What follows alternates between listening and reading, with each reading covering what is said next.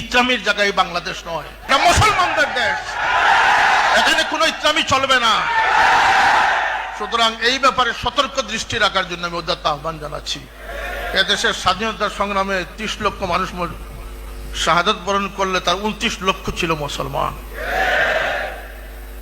সুতরাং আজকেও যদি ইসলামী শিক্ষার জন্য দেশে লং মার্চ, আন্দোলন, মানববন্ধন এগুলো আজকে বড় কথা নয়, আইনি লড়াই হবে। আইনি লড়াই এক পর্যায়ে জেহাদ ঘোষণা করা হবে। জেহাদ কাকে বলে আমরা দেখিয়ে দিব সেদিন। আমি বললাম তো জেহাদের ডাক দিচ্ছি। এই বাংলার 14 কোটি মানুষ মিছিল নিয়ে আসবে, এই জমিনে আল্লাহর দিন থাকলে আমরা বেঁচে থাকবো।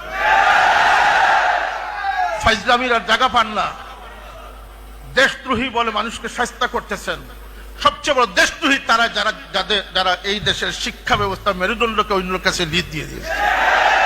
সবচেয়ে বড় দেশের গাদ্দারি হচ্ছে এই ব্যবস্থাপনা, যে অন্য দেশের পরিচালনায় আমাদের দেশের শিক্ষা ব্যবস্থা সাজানো হচ্ছে।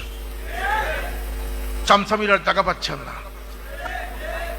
সুতরাং আগামী দিনে কে সরকার চালাবে, কে জনগণের ম্যান্ডেট পাবে, এটা নির্ভর করতেছে এই বিষয়, এই স্পর্শকাতর বিষয় সমাধানের।